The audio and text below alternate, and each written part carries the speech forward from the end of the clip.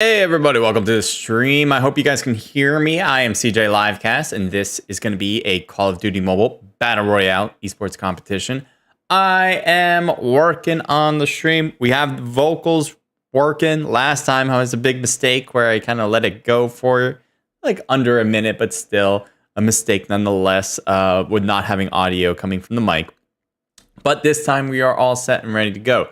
The one audio I would love to have, though, that I have not put together is music. So as I'm doing that, I hope you guys will write in and talk about, I don't know, anything that's going on in your lives, anything about this competition that you might be excited about. And I will go into future competitions, next week's competition, as it will be a big one. So I will be talking about that in just a second, as I want to get music for you. That is my ideal right now. I'm not really great at, okay, I'm good. I'm really good. So now that I have it pretty much set up, let me talk to you guys about our tournaments coming up. We do have a $100 tournament next week. We also will be working with a new tournament platform the following week. All right. So for you guys, most of you who watch, if you watch on a normal basis, we have tournaments hosted with obviously NKD Esports, which is us, and Community Gaming. Community Gaming has been a partner of ours for a while now, few years now, and we really appreciate all of you guys who support that partnership by competing and joining in on the competitions. So that's going to always continue, at least for the foreseeable future. There's no issue there. But we will have a new tournament platform that we will be working with, and that is going to be Ignite Tournaments. You guys might have heard of them. They just came out with their beta. We were talking with them for a while. Let me lower that. For like, I don't know, like 6 months maybe we've been talking with them. So they were, really trying to work on their app, trying to get it ready. But in the meantime, they were building out relationships with different tournament platforms. And my hat is weird. Different tournament operators, such as ourselves. So we really appreciate that. We're going to have a $100 prize pool event coming up next week. Not this weekend. Not this weekend. Not next week on Tuesday, but the following week, which is going to be February 6th. All right, February 6th. That's going to be the first time we're working with Ignite tournaments to kind of build out this new relationship. And we really hope if you're a competitor, you'd come and play. Even if you're just watching, that's great too. So it's all fantastic. Well, slot is for insane. LDM is in my slot. Let me move some people. All right, let me show you guys what the rim looks like. We can focus on the tournament now.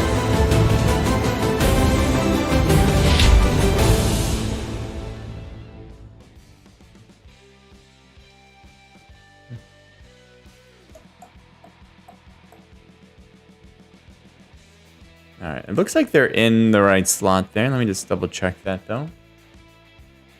Maybe they moved already. Slot 5 NG. Let me see Tuesday. So 5 is supposed to be Truly. Let's go to 5 and start with that one. All right. So is he in that team for today? Because sometimes players might jump around. So I want to make sure we're not missing that.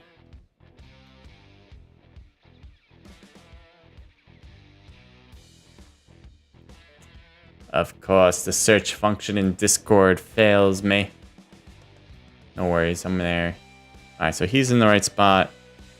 Frankie is also correct. All right, so they're competing. Let's go back to Team 12. This one said that LDM might be in the wrong slot, but I don't see that now. Looks like they're in the team slot 10s. And they should be in 10. So maybe they fixed it all and they figured it all out. And look at this. NG is 6. And NG. 14 is OT. NG is 6. On DC, it says we are 5. Okay. NG. Let me take a look at that.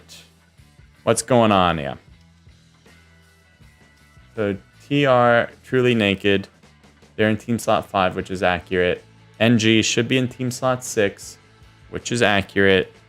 I don't know, Body might have helped out. Thank you, Body, if you did. Getting these guys organized and ready to go. Sometimes it just takes someone to do it, and she did it perfectly. 2 slots in the top are going to be left open. All these slots are taking, except for starting at Team 19. So all these should be blanked other than that. So Team 16, Team 9, they're still needing to come in. We're not going to wait for them, though. It's 8:01, so we're going to start pretty quickly. Yes. Registration.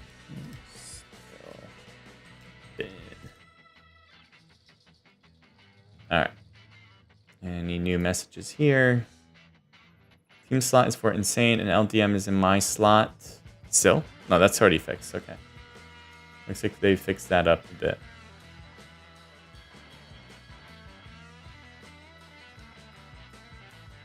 Alright. I want to do a discovery box, but I will start this first beforehand. Show Dato. I don't know why you are there. Daito. Is that from Ready Player One? I believe that is a reference to that. Ox and G. Where are you guys? You guys are supposed to be 5, right? Or something 6? Yeah. So maybe W33. 2 players in VZ leaves me the rows. 5 is TR. Okay. Jeez, people are having a hard time understanding that. Let's take a look, because there is an NG player there. I'm going to see if this 33 guy needs to be out.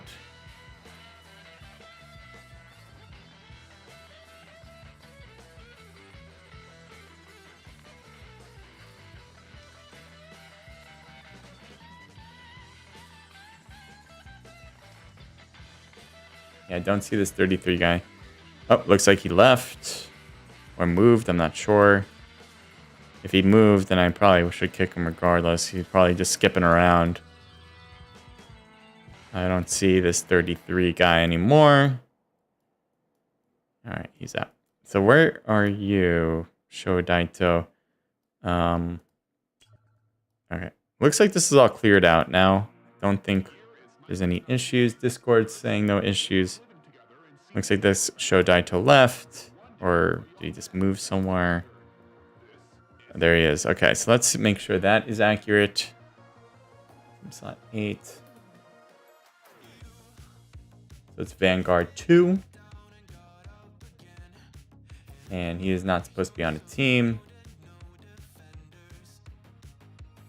Okay, so we'll kick him out. And did they have another person they want to add? No. All right, so we're going to start. No. Crass!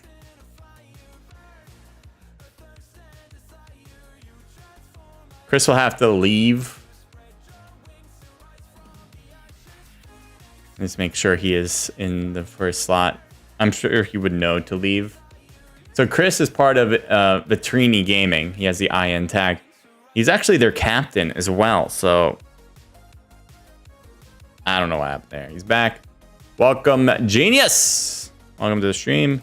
Yeah, we'll see. We'll see what it looks like. What do we got? Who do we have? Chris. So he was slot team 15. Let's see if this team is... Look at them! The 3 of them! So he was super late. Chris, no. So I'm just going to make sure that Chris leaves. Chris, wait, he is, let me just make sure, right? I'll just DM him to make it easy and make sure I don't mess up. Vitrini. I'm sure he knows to leave, but...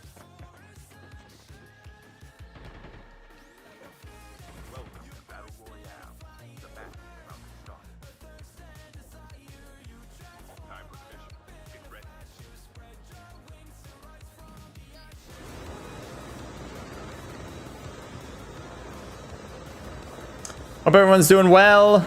I'm going to set up a discovery box right now.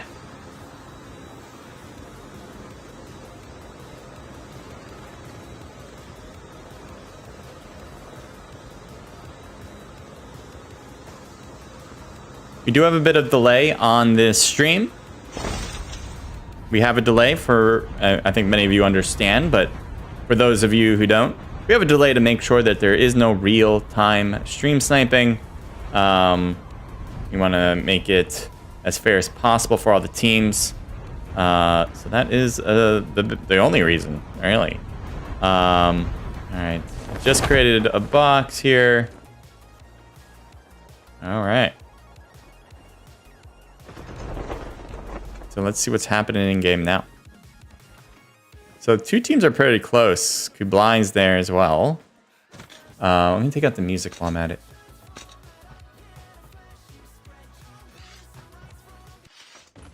All right. So Kublai is super close to some enemies here. He's kind of creeping along the side, and shots are fired and hits him hard. Plates are lost, but he's going to try to regroup it right now. Moody's coming over. Could be a problem there. Moody, I think, is a new addition for the team, at least for today. He's a sub. So he was hoping that someone would pick him up, and he was like, great. All worked out. So 2 on him right now. Moody's going to push in, but great shot work from Kublai. Stops that in an instant. PS gets hit, though, so that's against AG. From the top, trying to shoot him, but does not work. The angle's not right. Looks like Chalupa trying to push forward. A little bit of a slow process, but still gets closer and closer with every second. And here's someone coming toward him, but no, goes to the rooftop. Priceless on that far side. Faded might have a problem. Gets some really great shots immediately. Chalupa also trying to fire away from the angle. Kublai gets up there and finally gets to the rooftop to get the kill. And now they're possibly pushing on Priceless. Priceless is the last one as Poly K is knocked. So it's really just Priceless. If they get him, that's it for the team. But Revive... I've totally forgot to make so many changes. Oh, no. Okay, so I messed up. I gotta write it in. Okay. All right, so the problem is I did no changes to the match settings. I accidentally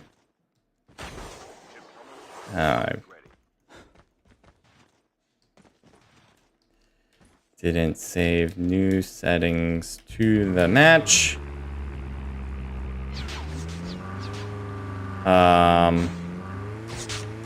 I don't think we should restart it because there's a tournament after us and we don't want to infringe on that. At the same time, players are going to have to know what the rules are. All players will still need to follow the rules. Reply. I should do at CODM. This is a big mess up for my part. I'm gonna take this. The rules. This match will count. And we will adjust for the second match.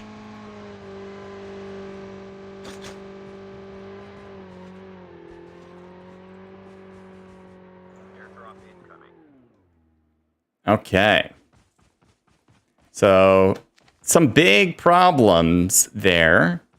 One of them being there's no auto revive flight. So, that is going to cause some issues as far as teams not obviously being able to auto revive, right? Where you have to scan and bring back your teammate. That's going to make things difficult.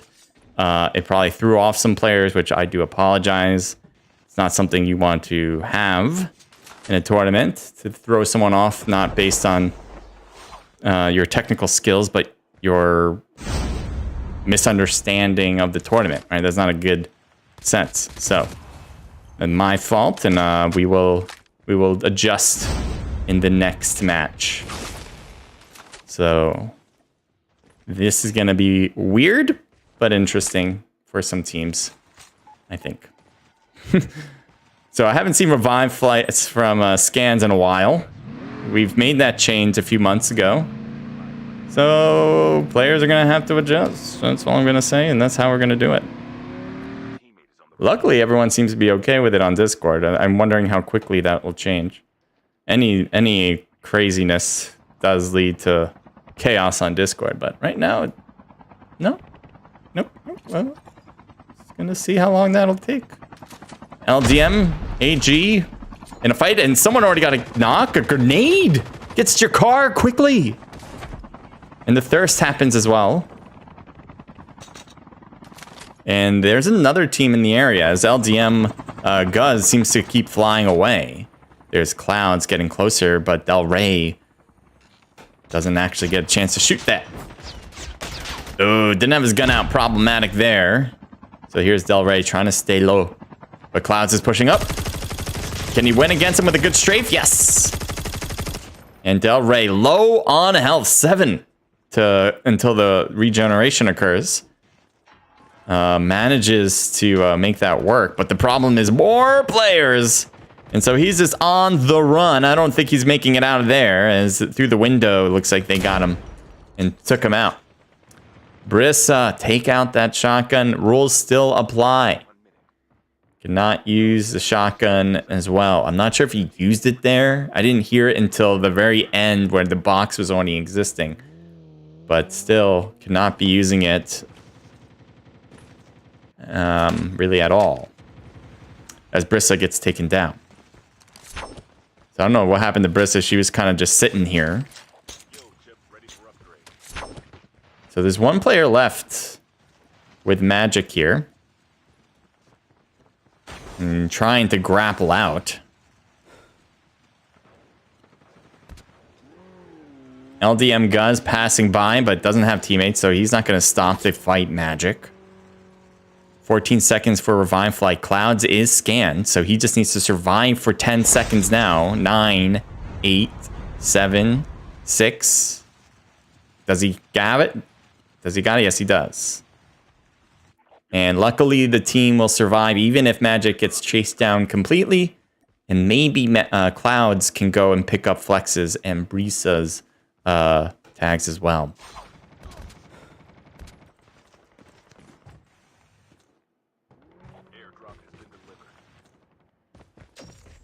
So there we go. Again, some strategy now regarding tag collection is incorporated. I do miss some of that, but I don't miss it all. I really do appreciate the auto revives and how that kind of brings players immediately back. More action, more focus on the particular gunfights rather than the need to kind of watch out for campers. It does add another value that I held off for a while, but after a while I was like, yeah, that kind of makes sense. Guz is trying to rotate out. Gets hit pretty badly and knocked. Dini was right there behind, but still can't do anything about it. As PS goes for 1-2 right there. And another player up top. And another angle as well. Trying to snipe from here. Makes the hit in Jakar. One more shot. Can't do it though. Kublai gets super close. And now Physics has a battle in front of him. But retreats back instead of trying to take this fight. Gets hit, is still in the process, so doesn't seem like Magic, or who was that? I forgot. Kublai fell for this escape route.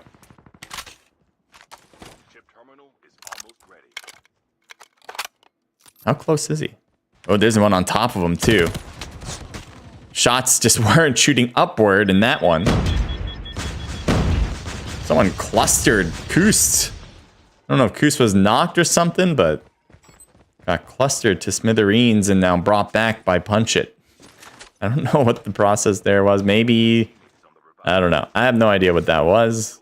We're just going to move on. Unless it wasn't Koos that got, no, it was Koos that got clustered.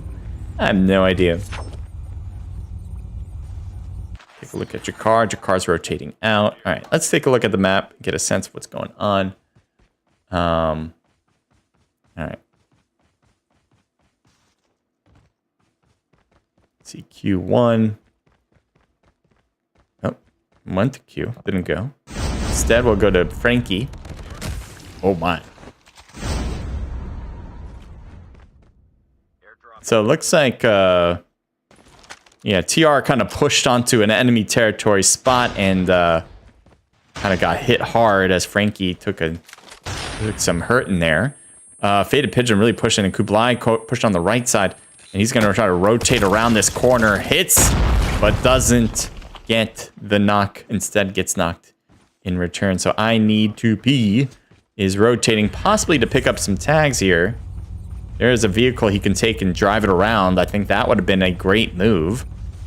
And instead is running to these tags. This is fine. No one's around, so looks like AG is not staying put and is starting to rotate again to possibly their next fight. I'm going to take a look at Phantom.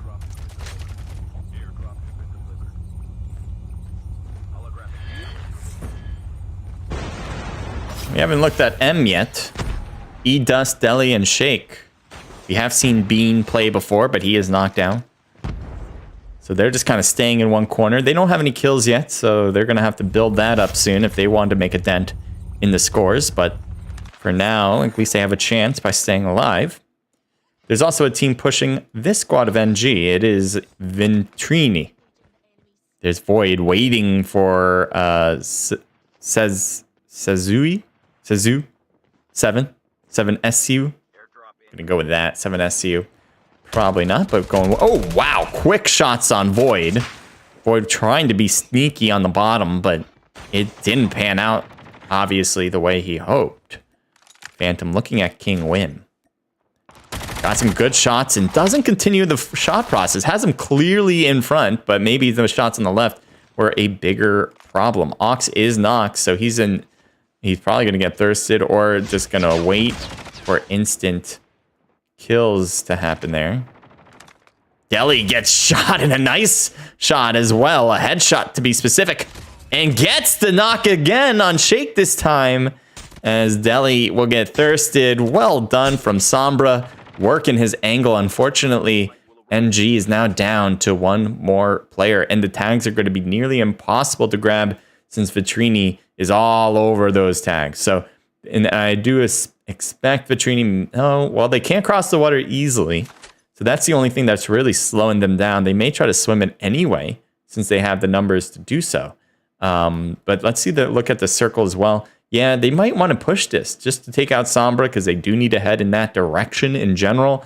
They can go a different route. They can go around, take the zips instead.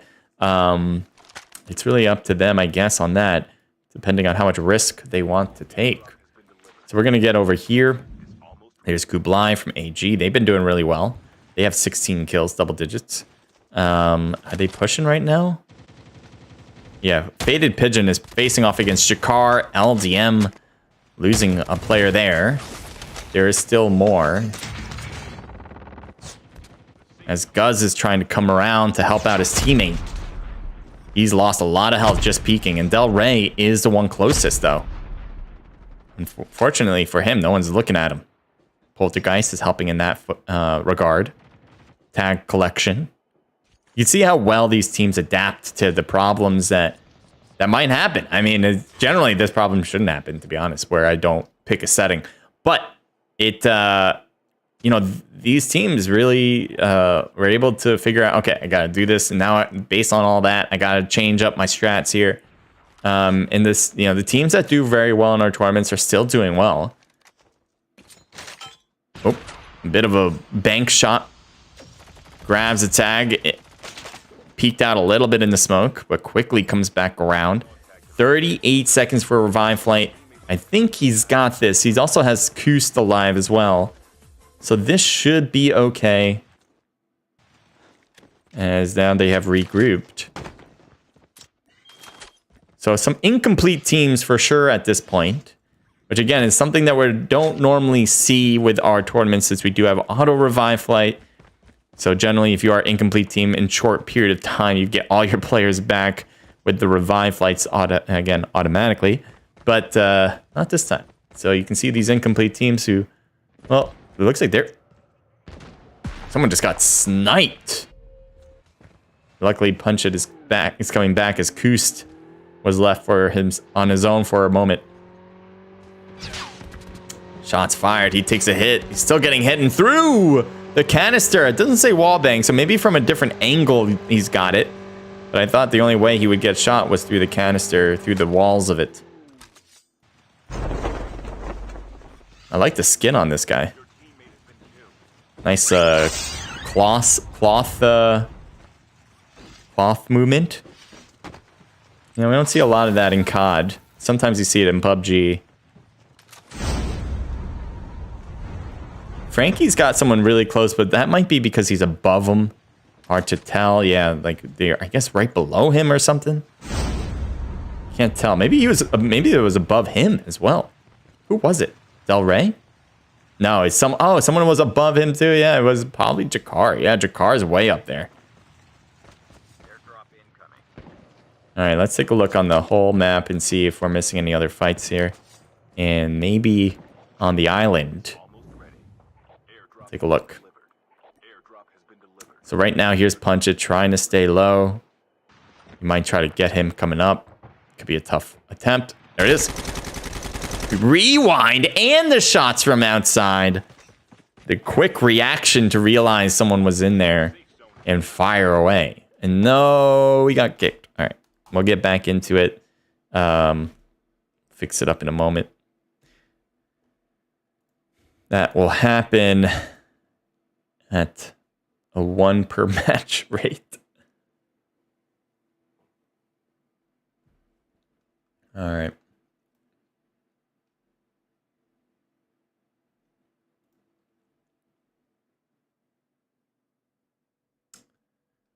Yeah, I'm very surprised I'm not getting a lot of like and what's also weird is I noticed first maybe before a lot of anyone really wrote it in, so maybe that's what slowed down any.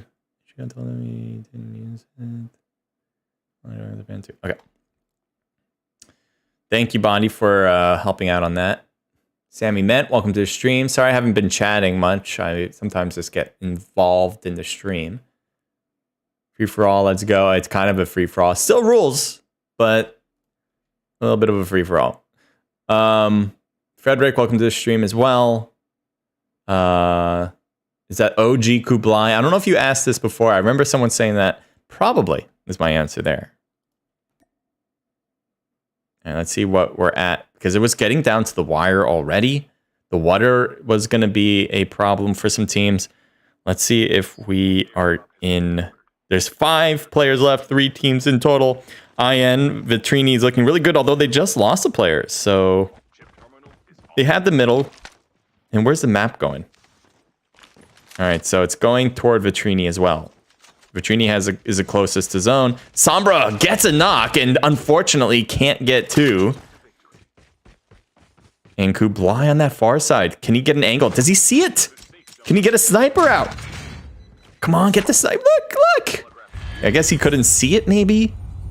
But maybe he wasn't able to. Maybe his angle was wrong. I thought he had the angle that would have been clear to notice.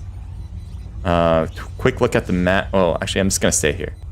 The map doesn't show it on the top right where the zone's going to change to, but I think Kublai has a corner of it right now. Obviously, Vitrini's in the middle, or I think on the more north side of it, but still, they're in it too. So Kublai versus Dodge and 7etsu.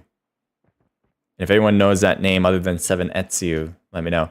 No, I got white before you said something, but yeah, it can happen. Haha. That was the first time I've done it, Moody. I appreciate your understanding. Ooh, got some hits. Got some hurting on 7, which allowed that kind of 1v1 with Dodge, making it easier for Kublai to work with it. He's just an imitation name. Percy, thank you for the clarification. It's not Kublai's Navin from AG right now.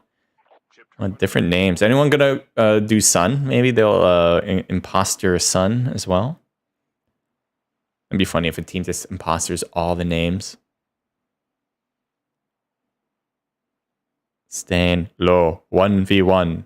We haven't had a slow 1v1 in a while for the last match. I wonder if that has anything to do with the fact that the settings were off. It doesn't really seem like it should. Ooh, trying to fake a false peak. The blue zone really helped out Kublai there. And there we go. 7 didn't seem to fall for the fakes. He probably realized those are, and I'm not going to fire at that. He was trying to kind of slide out, I think, and kind of run quickly in order to dodge some of the initial shots and then maybe get his gun out after. But overall, he probably felt like his odds were against him with the zone being on his back. So congratulations there to AG. They got a good win. They got a lot of kills, and we'll take a look at all of these scores. We will certainly make changes. I will not forget. It's Tetsu. Thank you. So with just a 7. So 7 is just a T. Okay, thank you. I wasn't sure what the 7 was. I'm like, I can't imagine what the 7 represents. So you're welcome. Thank you, Percy. All right. So take a look at this. We'll expand this because I didn't do that. All right. So Faded Pigeon with a huge 11 kill count. 8 for Kublai, 5 for PS, and 2 for Chalupa. So that makes a team total there of 21, 26. And that's really big. I mean, we've seen some big numbers like 40s and 30s, but without auto revives, it's a much more difficult to get kills. So getting in the 20s is going to be like your really high marker. And we're not going to see a lot of teams with kills this time.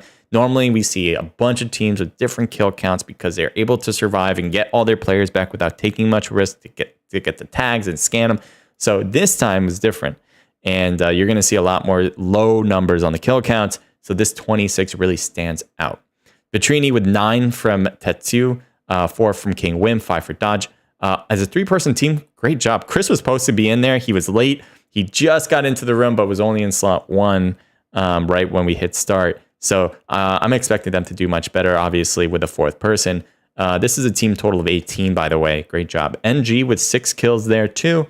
Let's keep going. LGM with 8. There's 0s. I'm telling you, there's going to be a few 0s. Daddy with 1 there. PH, Playhards with 5, 10. Well done, getting double digit. We also have 3 from Magic, 2 apiece from Brisa and Flex, a team total of 3, 4, 5, 6, 7. And 1 from Break. So big change. And I think a lot of that has to do with my fault, being that they didn't understand what was happening, I bet. And so their strategy was probably off. That's my fault. And so we will change that going forward. All right, let's do that. We're going back to here. We're going to go to here. And this is what we do. So anyone who doesn't understand how this works, this is kind of what we do. So we keep the airdrop control.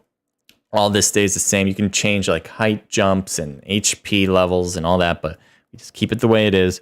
But here's where we make a huge change. Auto revive flight. Yes, please. Rather than a teammate having to scan, we just do this. You could do no revive as well. That's the opposite. That's like PUBG levels. But then also this here with classes, we do not allow some classes. I don't think there was a lot of issues with players using different classes that were not allowed. So I really appreciate people following the rules set because the rules are listed in Discord. But nonetheless, you know, everyone still did a great job there. This was not the one I was really worried about, people breaking the rules here, because they should at least know those to not mess up with this part, the setup part. Okay, so next we have limited ammo. So they have unlimited ammo. And we double all these up to give people a chance to get a gun quickly, at least one that seems reasonable. And then throwable, we also double. And now vehicles, we take out some OP type of vehicles. And to me, well, this isn't something a lot of orgs take out, but snowboards to me, I think is a reasonable one to take out. Let me just make sure I get these right. Jackal, hover bike. Muscle car can say. I think that's good. That is right. All right. So the reason I take out snowboard, and I'll just save that one up, is I don't want teams to be able to just hop on a snowboard and escape when they are in trouble, right? I think you got to take the risk. You're joining into a fight, own that risk. Hopefully one of you guys have grappled to try to get away, or some other class that'll help you. But just hopping on a snowboard is kind of like to me, a cop-out. To others, it's part of the normal game, and I understand that too. But to me, I don't want that happening in our tournaments, which is why I think we're one of the few, if the only one really, that takes out the snowboard. Percy, I don't know if you know better on that, but that would be great if you can inform anyone if other people do use snowboards. I think we're good to start the next one. Let me just check chat here in case anyone needs someone kicked. Match settings. Yes, yes, yes. Thank you. He's changing it. Yes, yes. All right, so here we go. I think we're good to start. Let's get this one going. I thought someone... No, okay, good. All right. So now the settings are put in place, and we are good to go. After round one, Arate Gaming, Arate Elite is in first. I was trying to make sure I had the right pronunciation. I still feel like I'm off. I feel like I'm saying it like a 2-year-old, with like saying it slowly and trying to get it right. Anyway, Vitrini is second, and N Generation is third. We watched a lot from Arate.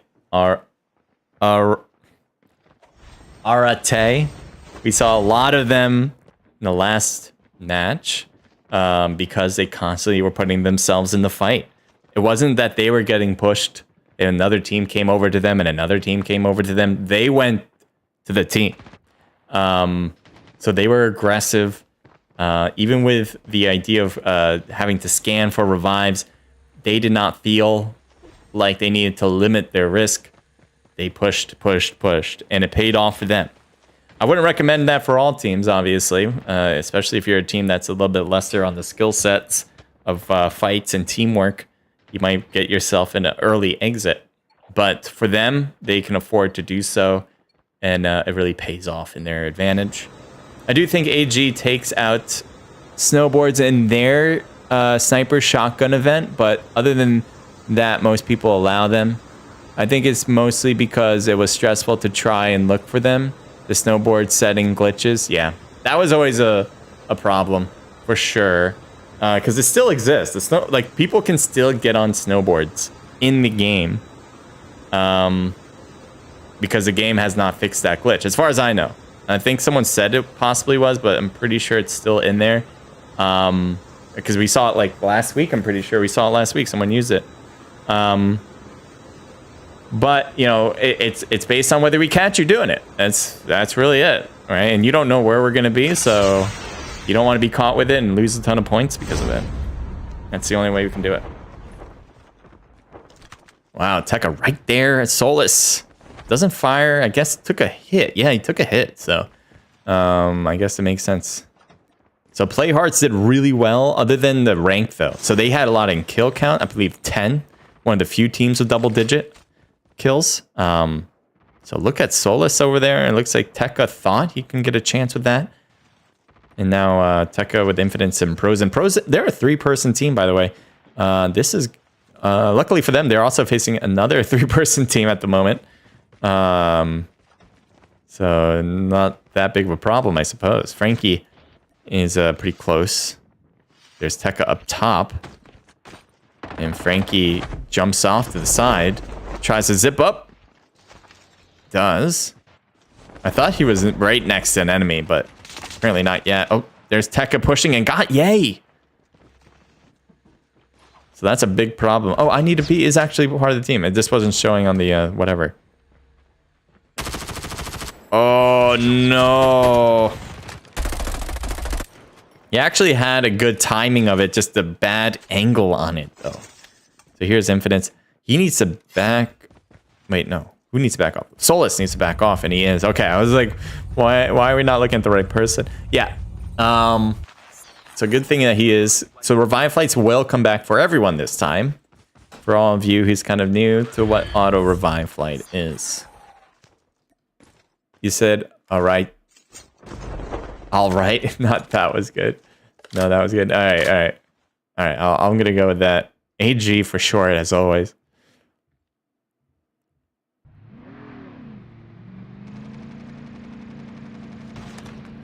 Ooh, made contact. Can't get a second shot since he's hiding behind, but great hit. Koos coming around. I don't know what he's doing there. Is he by himself at this point? What's up? Punch It and Daddy are dead, so he's gonna kind of drive around for the next 20 seconds. Certainly no need to take a big risky play of jumping out and firing. Oh, what's happened, Void? I think Void was totally caught unaware that there was players here. He kind of hopped in without much thought. And so Sombra, though, looking and seeing all the players.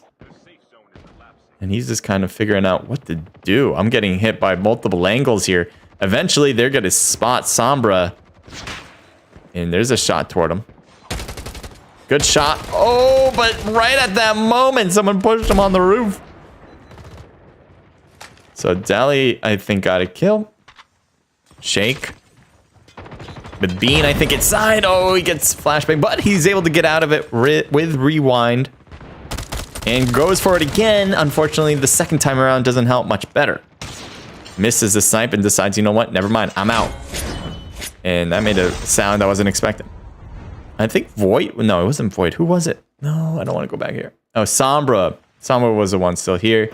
So I was wondering who was the player on NG that was hanging back. So Deli is trying to kind of survive. The revive flight's going to take a while, though. He's going uphill, so he's going to be spotted fairly easily. You can hear the snipes coming his direction. So he's kind of like making this hard for them to make good contact. And it seems that works, but they're going to get closer and closer. Oh, no, don't stop here. You got to keep going. No, you got to keep going. You trying to get to the zip? Like, what's going on? Deli. Oh, mechanic. He's just getting slowed down after slowed down. Wow, you really played that one tight to the vest, Deli. That was too close. Down 30 seconds still. I mean, he's not out of it, but he got over a little bit of an issue. Come on, 18 seconds. Get over that hill. Don't get shot on top of it. Don't get taken out on top of it. Nah. Ooh, yes, that works. All right, so as long as someone still can come over with their classes and get closer and closer. Nice, he got it. Oh, that snipe, imagine if that snipe made contact. All right, he can just fire and away, and he gets Del Rey with a good shot. That might slow down Del Rey and make it. Yeah, he died. What is going on? Void, we just talked about this.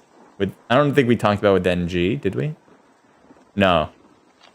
But Void, NG, This is a point penalty. Because that's what I'm kind of talking about, you know. And I'll talk about it later. As Break is kind of coming back, just as Albaz is knocked.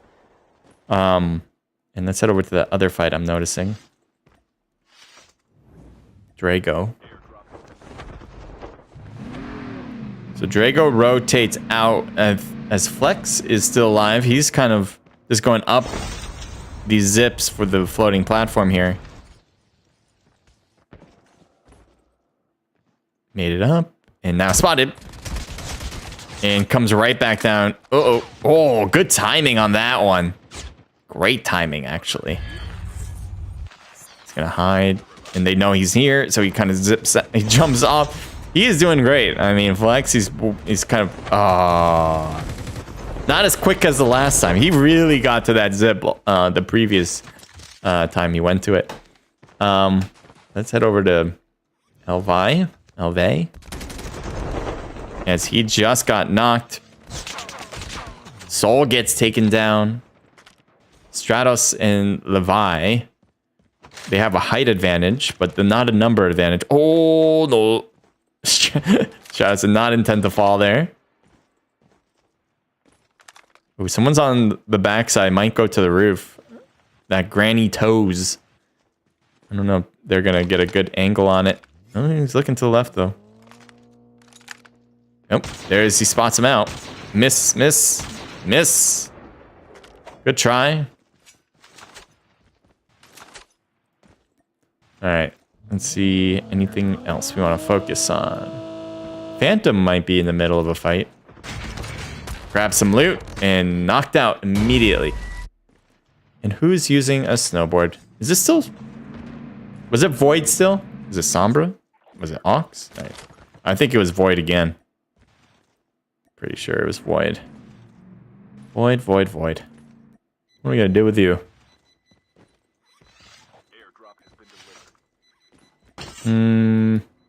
E? Solus? Slowly. Move slow. Ooh.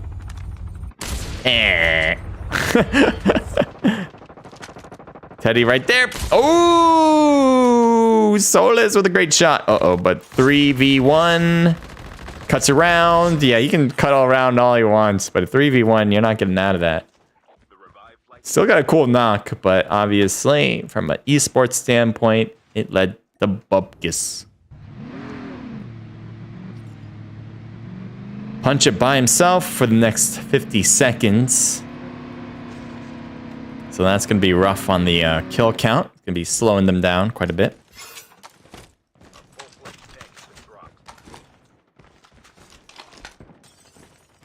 There's enemy up there, and just a miss there on the left side of them.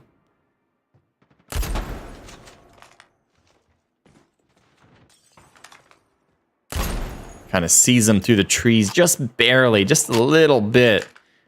He's hoping for maybe a little bit of lady luck to do the rest for him. Soul is right there in front of a ton of enemies and trying to play that sneakily. We've seen that now tried twice, and both times it failed. Different players in the process. So he's looking backwards. Is that a hit? Like what? Who?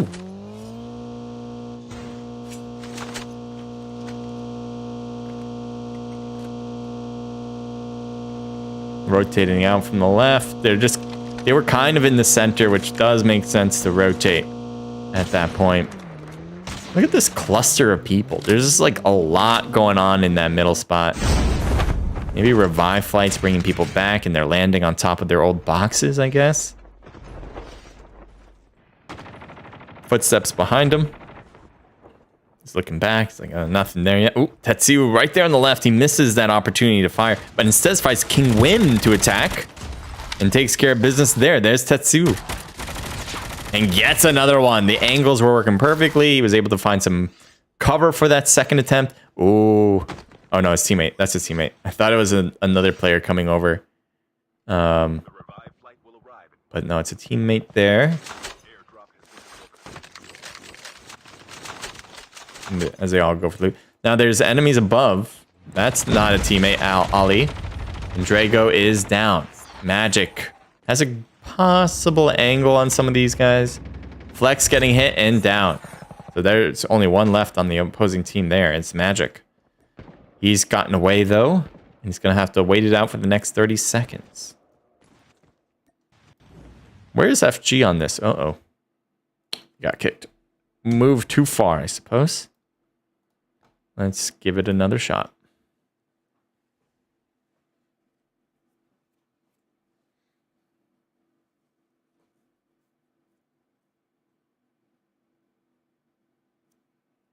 Again, hope everyone's doing well. This is a COD mobile event hosted by NKD Esports. If you guys are interested in competing, go to our Discord. It's linked in the description. We have them every week. They are free to play. You do not have to pay anything. And so we have these types, which is $20 prize pool, and you sign up on Discord. We also have one next week.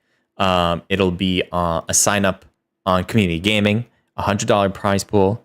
And then next week after that is going to be our very first, sorry, just hitting this first, our very first, we got it blinking, Ignite tournament. It'll be our very first one with them that we've ever done anyway.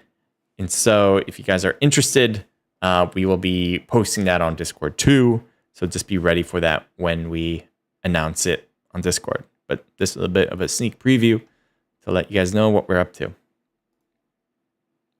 We did a poll on our Discord as well, and it showed that you guys are really interested in our tournaments with different tournament platforms. So we are expanding on that and getting more sponsors for these tournaments so we can really go big with them. Airdrop has been delivered. Airdrop has been delivered. Tank has been delivered. The Tank? flight will arrive in 1 minute. Tank? Should be no tank. All right, things are going to be weird with the few seconds here as things render in, but keep that in mind as it's just the normal process, so things will be weird. Teddy has an angle and he goes, fires. Got some damage, but nothing much.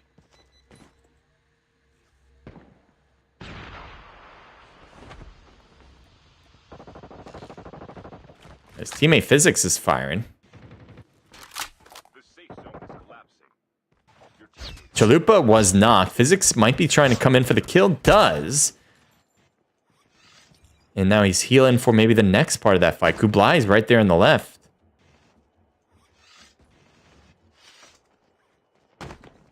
airdrop has been delivered. Revive flight. Dodge coming back.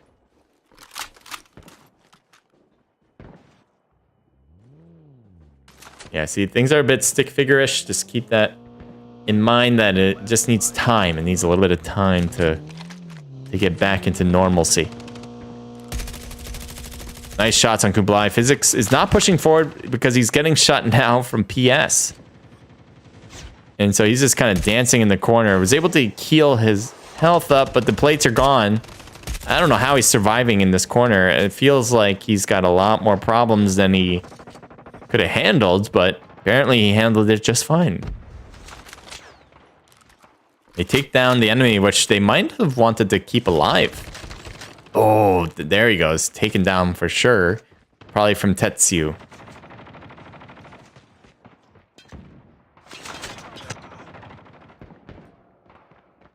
So some fakes he's not falling for.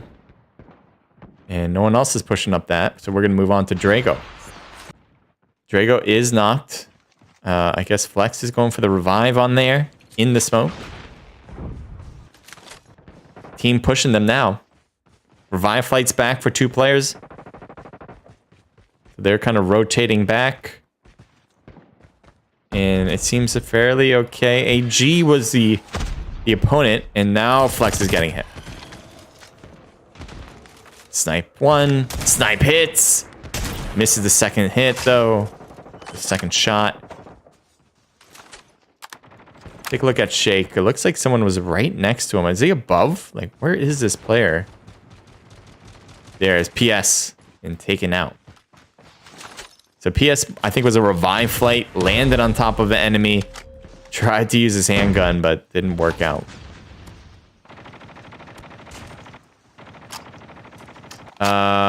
No, that's Navin from U4. Not OG Kublai. Thanks, Mutes. Appreciate the answers, too. Kublai hasn't played comp in 2 years. It's been a bit, huh? It's been that long? That long, you say? Drago has a bunch of people who came up to the cliff, and so Drago had to give it up. That angle was great for him at the moment, but good thing he did rotate out. Couldn't afford to hold that spot.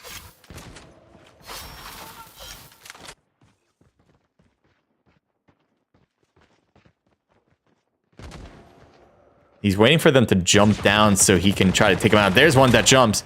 Hits Soul for a second, but that wasn't enough to really make him fall for it. He rewound back.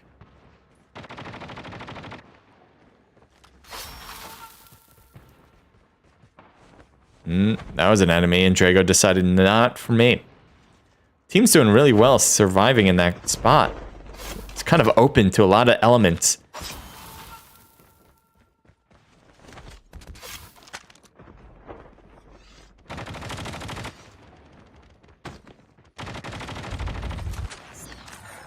Take a look at Magic's perspective as he gets the thirst.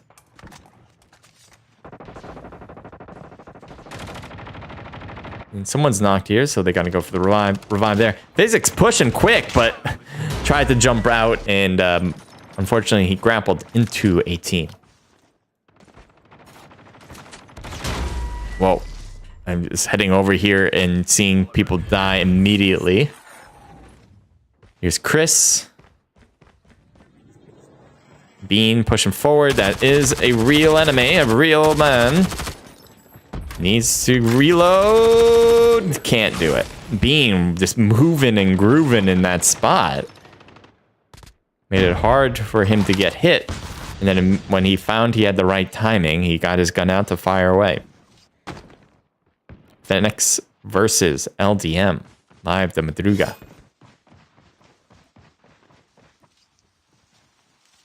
Well, I thought so. It turns out it didn't happen. Chalupa stuck at the rock and Soul got behind him to finish him off. Phoenix is up there. That could be a problem to shoot down at Elvi, but doesn't seem so. Doesn't seem that it's actually going to happen. Bean's got to move up. And so Magic has got to move up as well. That is an enemy. And there he is. He saw him for a second there. I don't know if he still sees him at that rock. Yeah, he sees him now. He's on the hill. But he's getting shot from a whole different spot, and that was Jakar. And speaking of Jakar, he just got knocked. Guz cannot afford to come and pick him up. He's got to move in. The blue zone's too dangerous. And the shots might finish him off. Let's see. No. Somehow he's still alive up here.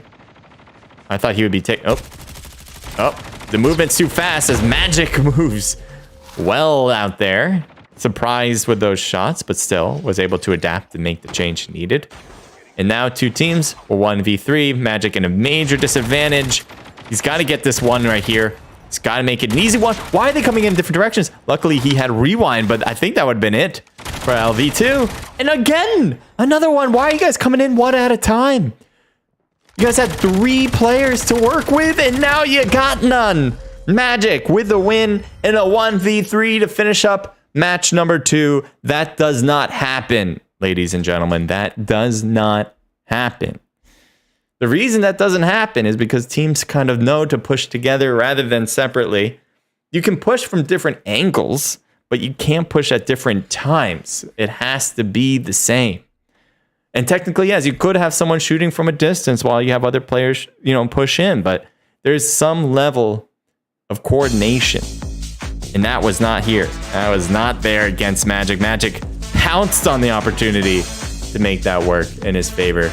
I think Elvi is report, by the way. I think so too. I was kind of thinking that in my brain, but I wasn't sure, so I didn't want to jump to that conclusion. But report, it's been a second. So if he comes into the chat, I think then we'll know for sure. But great job there from Magic. Let's kind of take a look at these scores. We got one more match still, so don't go anywhere for that. We got Magic with 9, 5 for Brissa, 4 for Drago, and 3 for iFlex. A team total there of 9, 18, 22. Great job.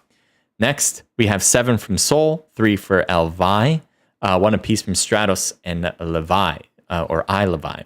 Team total of 12. And then Phoenix coming in with 6 from Daddy, Koos with 5, a team total of 11, 12, 13. That's a 3-person team. So there's some good solid double digits across the board. LDM was 6 from Jakar and a team total of 12, 13, 14. Delhi with 5, 4 from Bean, a team total of 12. And then Faded Pigeon and Kublai each with 3 with 7 in total. So that'll be our first team in this match that does not get double digits in eliminations. And I believe they were in first place going into this round. So the fact that they don't have double digits and a score that's in a rank that's not necessarily impressive as far as points will give you, they might have lost that first place position. We'll see when Body comes in with the scores in chat. Tetsuyu, nice job with 6 and a team total of 9. We have Physics with 4 and a team total of 8. Playhards with 3 apiece from Tekka, Infinites, and Brozen, a team total 10. Granny Toes with 2 with Moody as well. So a team total there of 6. Frankie with 3, and that's a team total of 5, 6, 7.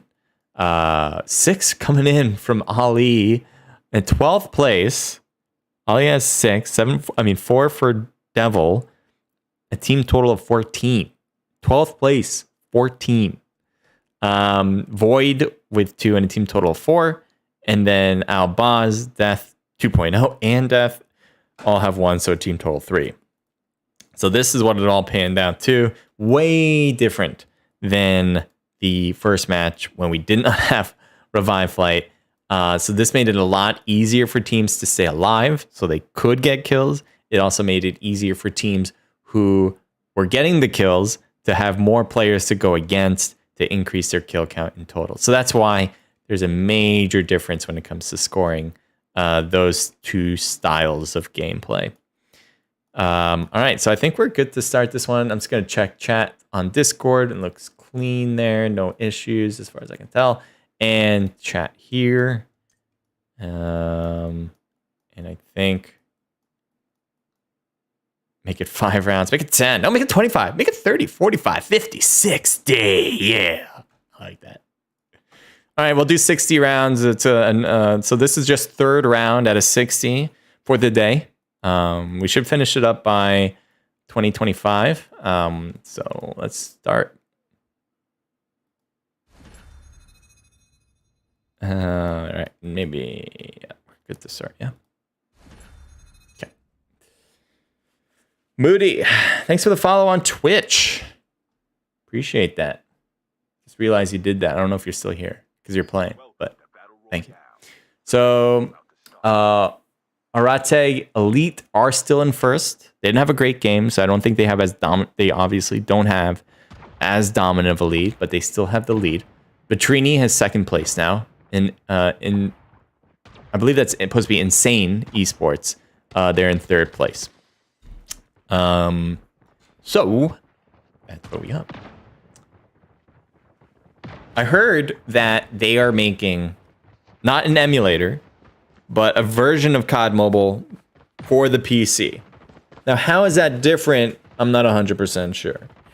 But I think what it's supposed to, well, I guess the main difference, the main difference for sure is going to be the fact that you won't have these buttons on the screen that are meant for mobile gamers, but they kind of just throw it onto a PC, right? Like these, you can see the buttons actually right now, since we're not behind a player, the up, down, the circle here on the left. Obviously, you wouldn't have that in a PC game.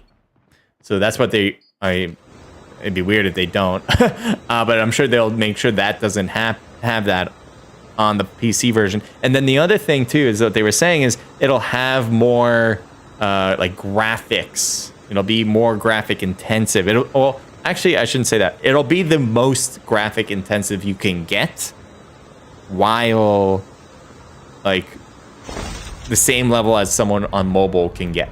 So that's the level of graphic it's gonna get, which is really great. And I really do hope they come out with it. It's right now it's just a rumor, so it's not really much more than that. I don't have a lot of faith in it, but if it does come out, that would be awesome, because I think it would be better than the emulator to spectate games. It's like more made for it, you know?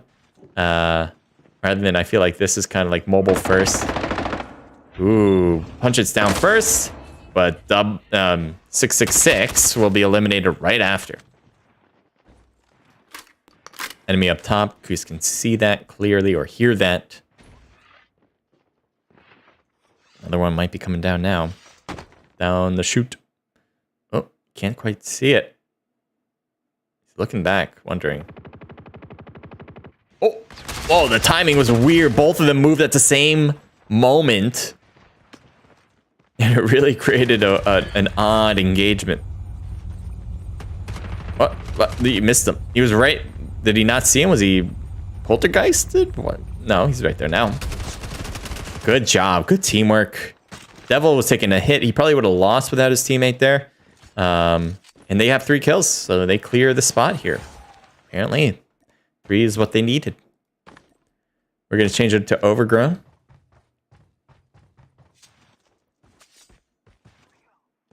I'm going to change this.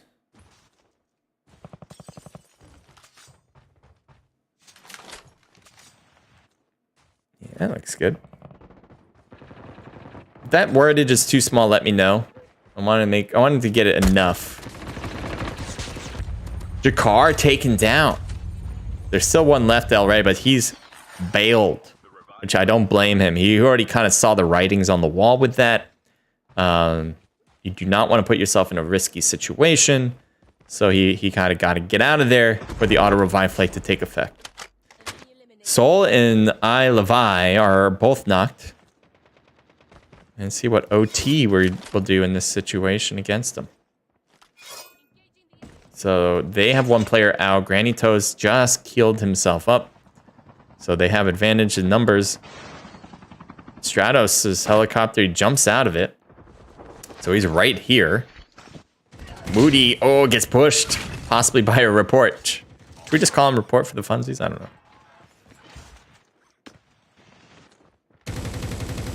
Report gets hit, but stays alive. Is he going to jump out to get behind Moody? No, he's right there, though. Ooh, they both slid out of... And he used rewind to make it even harder. But report is finally taken down by Priceless. And so there is Stratos. Sol and I Levi are both coming back. So Stratos could play this a little bit more risky. And he does! Gets a good shot. Did he get a knock with that? I don't know if he got a knock, but he certainly put damage to him. But either way, he's still getting pushed. And he lost him with as the opponent used rewind. Moody's right there on the right. Not the move he wanted to do, and that really cost him. He wanted to jump. There's an obvious mistake on his part there that he did not intend to do. He was...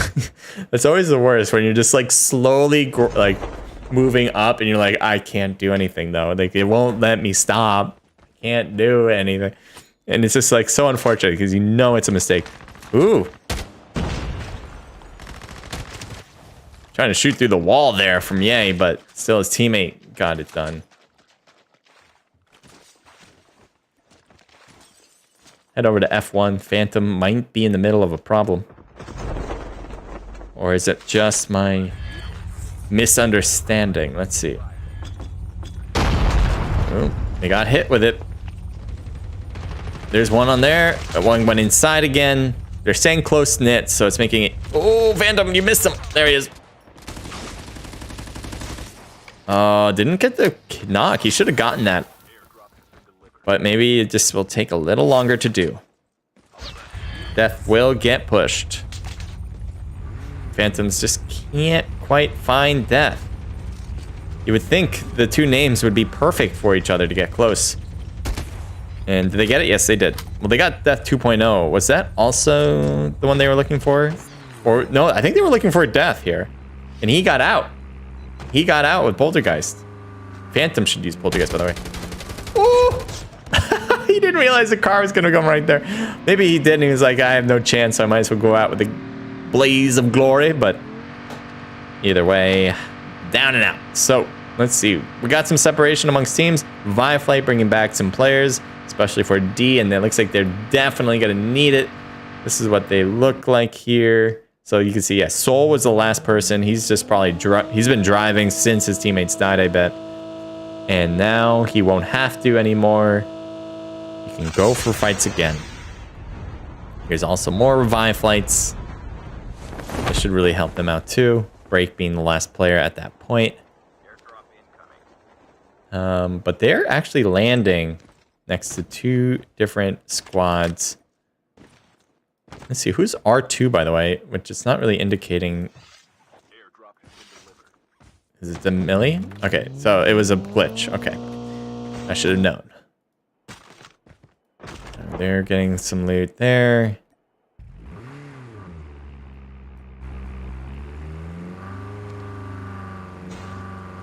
Okay. Alright, so I want to see where to go look. AG and NG, I thought they were going to go and battle it out, but as you can see, they're not. They're just getting a cool selfie for themselves. Dig it, really. That's a start. That's definitely a start for a car commercial, right? I think that's a pretty cool car commercial view.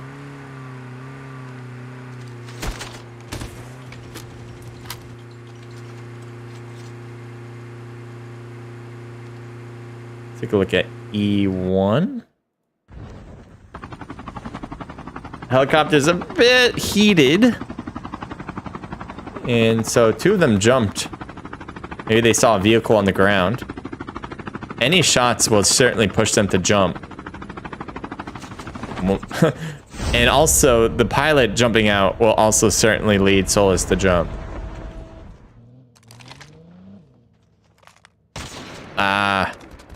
Oh no. Oh wow, those shots were on target. Didn't have his gun out either. And so 2 down quickly. Frankie's gonna come back immediately from that revive flight. Solus, on the other hand, gonna have to wait quite some time. That's some rough timing on that part. Let's switch it off because I thought this could be a fight. It's not. We're gonna rotate back out of that and see L3 maybe. Flex, you in trouble? No, you're driving. Did you just run someone over? No. Oh, push and brake. Yeah, get your gun out. Let's see it. It's always the funniest with spectate mode. It's like it's so off.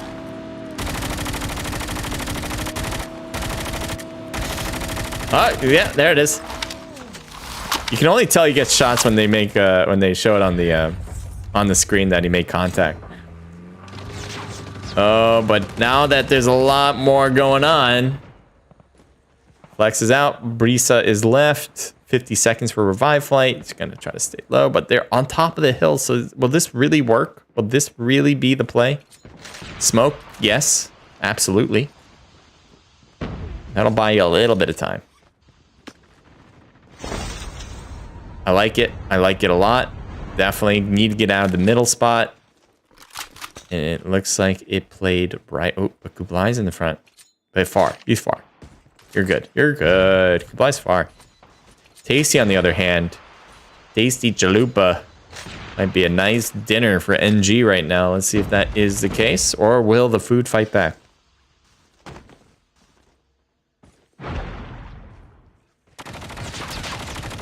Tasty.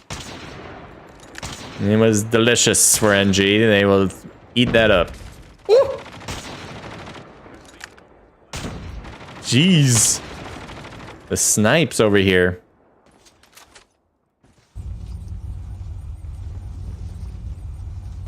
So the other team went to the water and now they're swimming in it. Sombra down. I thought he was going to be able to get low enough to not get spotted. Not the case, though. Oh, there's more of a fight over here and goes to the next life, to the next world. Revive flights right on top of enemies. That's real confident. I would not attempt, but he wants his lead, so he's going to go for it. And it worked out, so. Well, I was wrong. Let's see. See how this plays. A lot of enemies around those hills. Good thing. Oh, but Ollie shot at the wrong one. And, oh, Faded Pigeon is hurt. Let's see if AG can win this one out. PCB! Yes! Ooh, that just leaves Devil. Devil's got a lot of problems, though. And this should be it for the team. Third party galores. Who's winning? You can see in the chat. If you didn't, it's Arate Elite, Vitrini in second, and then Insane Esports Goats. Still working on that name. And it looks like Break just got his kill. Got a break in the game. Let's head over to report. What has he got to report for us? Anyone have confirmation that that is truly report? Or are we just playing it like it is? Because he does go with that name style, like the E name as well sometimes. Although not spelt like that necessarily. I don't think, usually he doesn't have it with the E at the end, right? Just like ELVY normally. Maybe he was taken.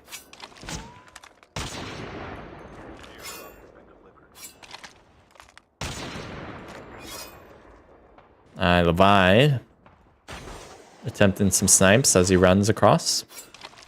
Priceless is there. Let's see if they spot him out. Is he knocked? Oh, he's knocked in the middle of the road. That's why they were confident in push. No! Was he gonna get the snipe? The world will never know. We'll get right back into it though. As quickly as we can. Results are pinned. Thank you, body.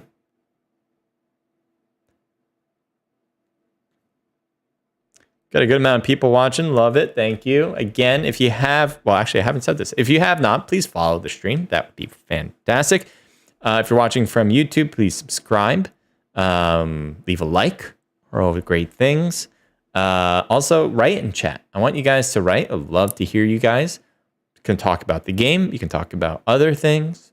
I've been watching a lot of basketball. Really enjoy the Knicks. So if you're basketball fans, happy to hear from you. But it doesn't just have to be about the game. And if you just want to talk about the game, feel free. It is Report. Okay, that is Report. He changed his YouTube name to LVI or LV. Yes, that's Report. Thank you, Jeff. Thank you, Tyler. Thank you, Body. Yeah, Report hasn't played in a bit, as far as I remember. Not even like casually. So I don't know if he reconnect. Yes, I don't know how long he's been playing on a casual level before coming back into this tournament, or is he just hopping in, kind of warming, using the tournament as a warm up for something else? I don't know.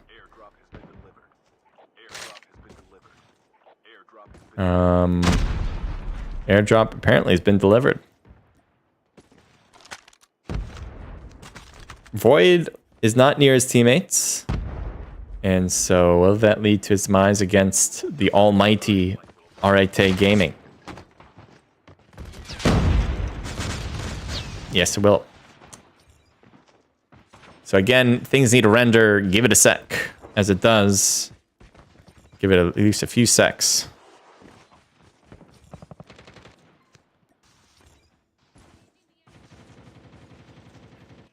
Break really pushed forward a lot without his teammates, and he might have been able to get a knock, but he got knocked in return. Jakar's on that roof. And peeking out is Albaz. He gets Jakar. And goes for the thirst there. As there's only 17 seconds for revive flight, so maybe they should have let that live for a bit. As long as possible, actually. But they also may have wanted the loot. And to prevent other people from taking the kill. Here's Report pushing up.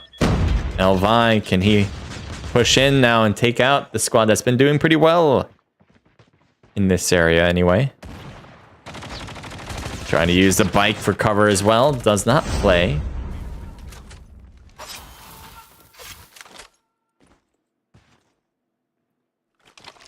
Boz is going to get hit on the left here. Oh, but he got a knock. As I said, he got hit from the left and he was eliminated. He was he not knocked? Oh, he's staying alive. I thought he was knocked. I assumed they shifted over to another player. That's his teammate. Take a look at D4 Levi. Just getting a kill there. A little slow on that change, but still. There's an enemy right next to Albaz of Polk. Ooh. Priceless. There it is. That's what I was expecting was going to happen. But actually, Moody is the one who got the kill. I thought Poly K was going to do it. Poly K, though, does take a hit. Now he retreats back to his teammates to heal up. Take a look at Void here. Void has an angle on an enemy. Does he see him? Because he might be able to see him just lying down. But he's not shooting, maybe because of trying to stay hidden. I don't know. Is he going to try to get around to him? I feel like he knows there's an enemy there.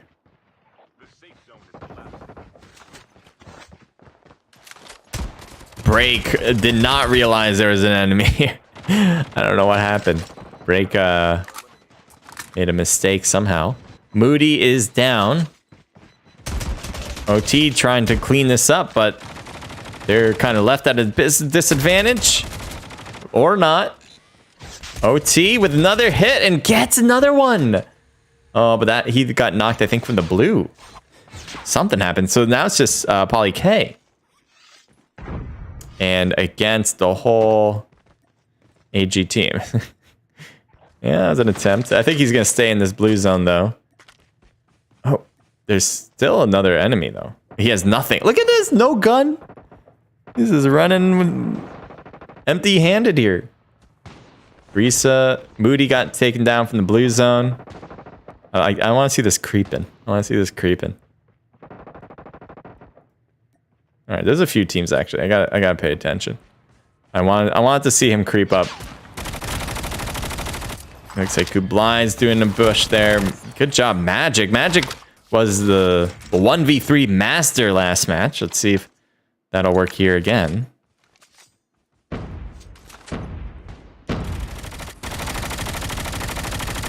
Oh, not happening again. Magic out. And so is Drago. So we got a 4-player team for AG. They should be wrapping this one up. We have the Uzi, I believe, with no kills and just kind of hiding behind this bike. Poly K, apparently spotted on the roof. Ooh, doesn't get the knock, but got a nice. Ooh, come on. Let him peek a little bit. So now it's just the Uzi as he will go into the blue, into the distance, and do a sick backflip, by the way. We maybe should have a competition on bike flips. Who can do the best? Nice. And that's it for match 3. A nail biter, but not really. AG kind of crushed it. I don't know how many kills they had, but as having a 4-person team, none of them out of the game at that point is impressive regardless of kill count.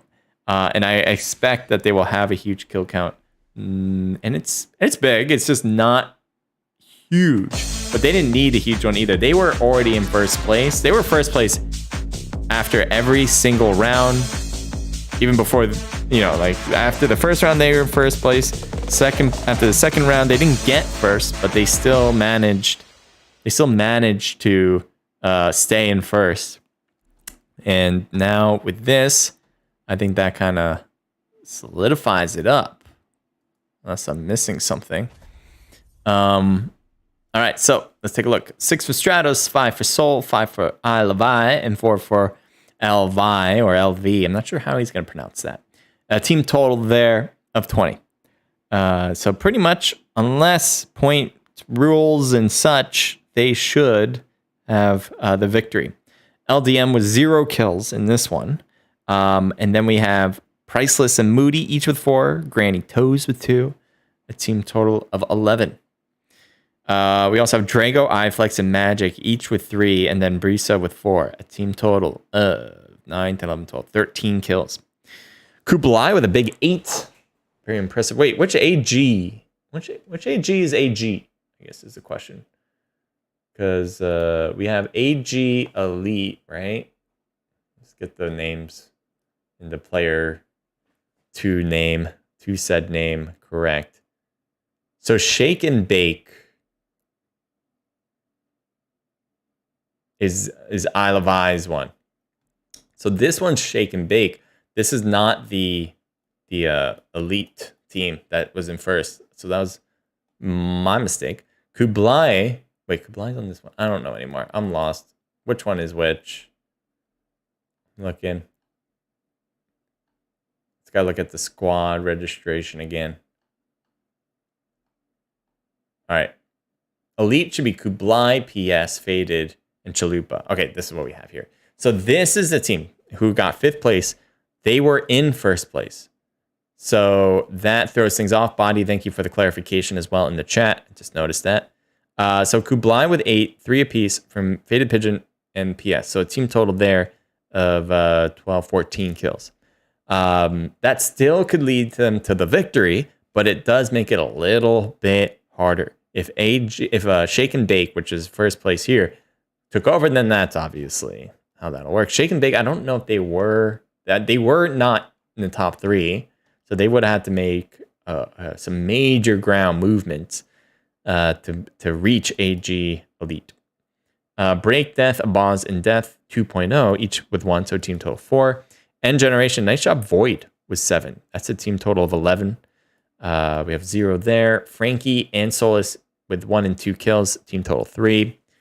Wow, look at this one. Is this Vision, by the way? I just want to make sure I get the right name here. Team slot 10. No, team slot 18. Yeah, Vision Gaming. 6 from Demilly, 5 for Devil. Team total of 16. Good job. 10th place. Ventrini with 3. Teddy by himself with 0. 1 from Koos and 0 from between Pros and Infidence and Tekka. And this is what it looks like from that. So Body does have the total scores out. And so it goes like this. All right. It's Arete, right? Arete Elite. They got first place. Insane Esports Goats is in second. And then Shake and Bake, they got third. So they do move into the podium spot after a great match number 3. So that's your match. That's it. No one's in the room here. We will be going through some other stuff because we do have Discovery Box I want to utilize and see who won from it. Let's see how much time we got left. So looking at the box. Welcome. Thank you for following, subscribing. I don't know who it is, but I'll look at it in a second.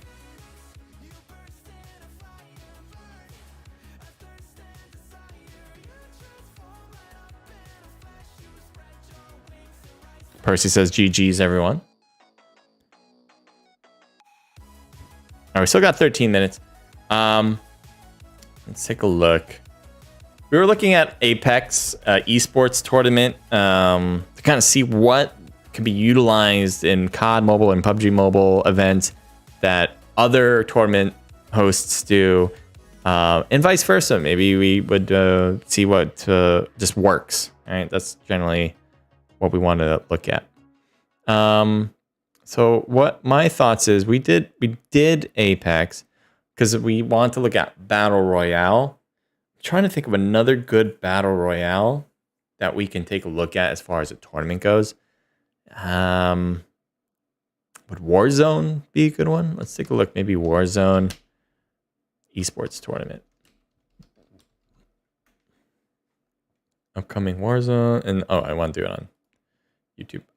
I'll show you guys in a sec. I just want to find it first. Actually, yeah, I'll just show you. Why not? And why isn't the music playing?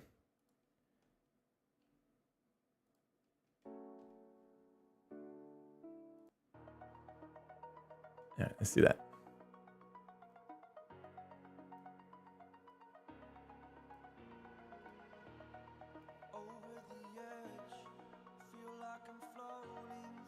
All right, just trying to get this site for you.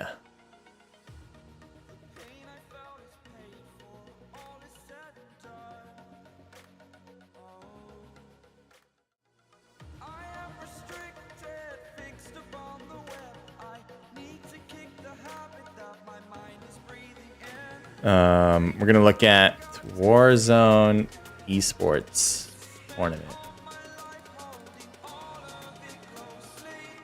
Yeah, this looks good to look.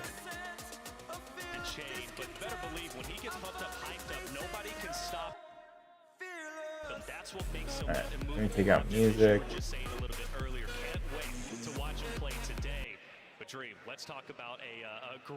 So they kind of hop right into it, like 0 seconds. So I don't know if this was like maybe YouTube not catching the beginning. It probably, because it doesn't really add up otherwise, or someone took it and kind of threw it onto a YouTube channel, and they took out the beginning of it.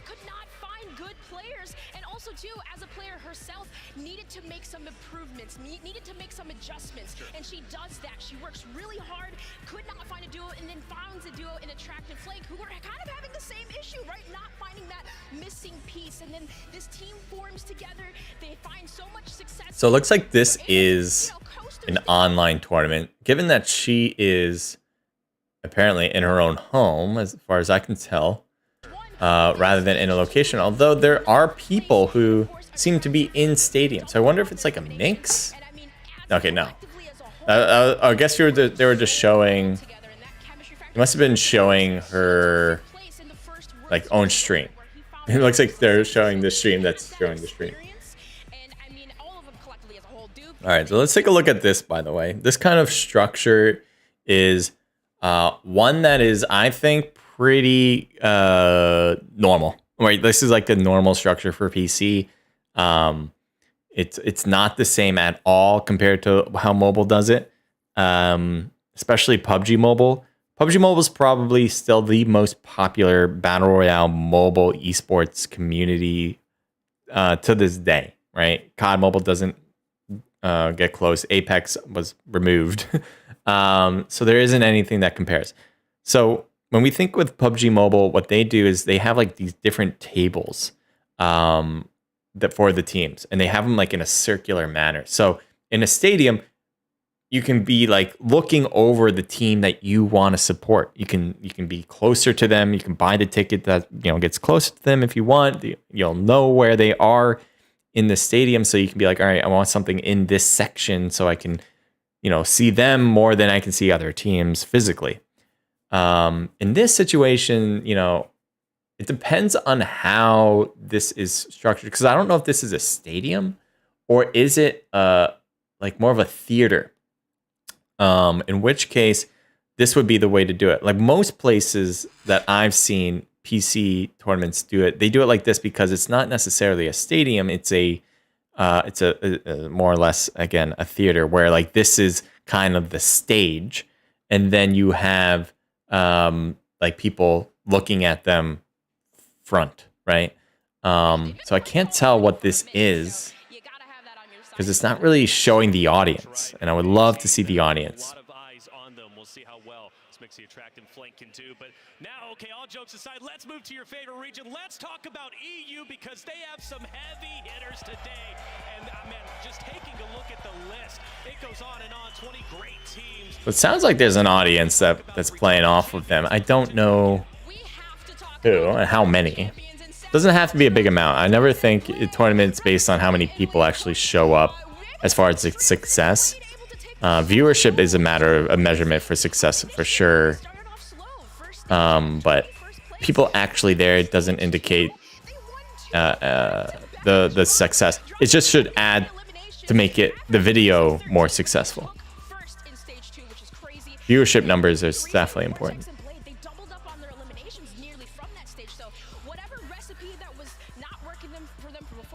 Here you go. This is what I want to see. So yeah, this is more like a theater. They have the people in front. It's like a Tonight Show, more or less. I don't know where this is exactly. It's probably. Yeah, I don't know if I should say that. I was gonna say it could be made for esports, like a stadium meant for esports that's structured in this way. It could easily just be, again, a theater where they're on a stage and they makeshifted a platform for different levels so you can see all the players at each level. You do this when you don't have the ability to fill out a stadium, right? This is a lot of people, but it's not like an NFL stadium or a basketball NBA stadium. They apparently weren't thinking they were going to get those numbers, and if they don't want to make it look like nobody showed up, and also costs more. The more seats you have, the more expensive it would be to rent it out. So they don't want to do that either. So they probably played it a bit on the smaller side just to make sure, hey, we want to fill it out, and we want to make it look like we filled it out, and they certainly did. But the negative to this is they can't make it look like a huge production. They can't make it look like the Super Bowl, essentially. And so that could take away from viewership, possibly. What PUBG Mobile has done, like they've tried to make it a Super Bowl. They put in, I don't know if it's not a halftime show, but they put in like a before show now, like a singing situation, dance situation. They've tried to make it more entertaining and not just about the game. Just like NFL, Super Bowl is not just about the game. It's about the entertainment value in all sorts, music especially, commercials even. So when you do it smaller, it's probably better. It's just going to take away a little bit from viewership compared to a big stadium and filling that out. And I don't like they have to fit it all.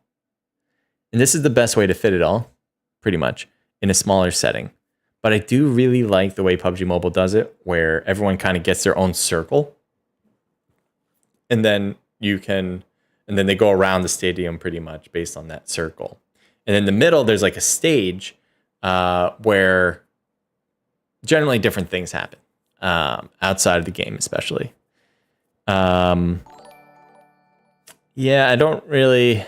I mean, they could try to do it that way here, but I don't. Maybe they just don't feel like the computer setup would work that well. Because what they would pretty much have to do is have the computers face each other and make a square. Maybe they don't want to do that because then the players can't see their own other players' screens. That's one thing. Whether that matters or not, it could if they died, and then they can look at the screens of their teammate.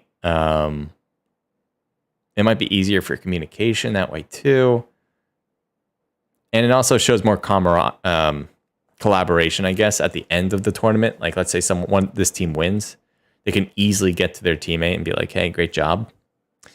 There is stuff like that matters, and so we'll move on though. That's the big question. Like I said, for a lot of teams, returning champions, that means they are the kings to beat, at least on this stage. We have a couple of them, obviously. We used to split the regions, NA, EU, right? So now we bring them all together. There can only be but one superior region when it comes to Warzone. One superior region. So big moves coming out from those returning. All right, let's see.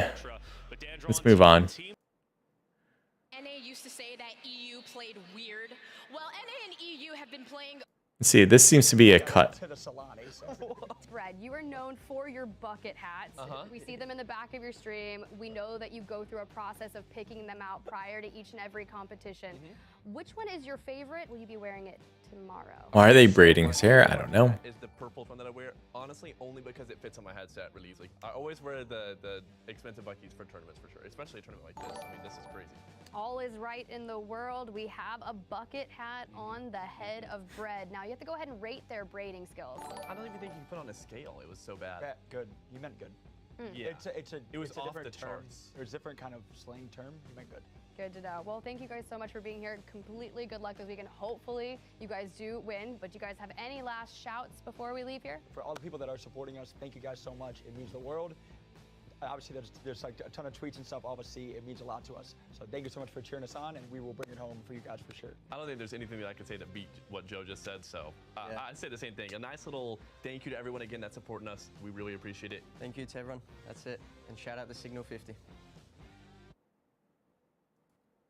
So I like that. I like the players, being able to express their thanks for all their support. That is something that always needs to be incorporated into tournaments.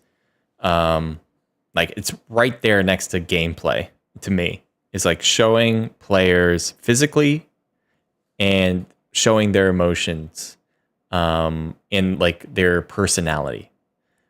That all in one bucket is important. Just like showing gameplay and who's actually winning is important.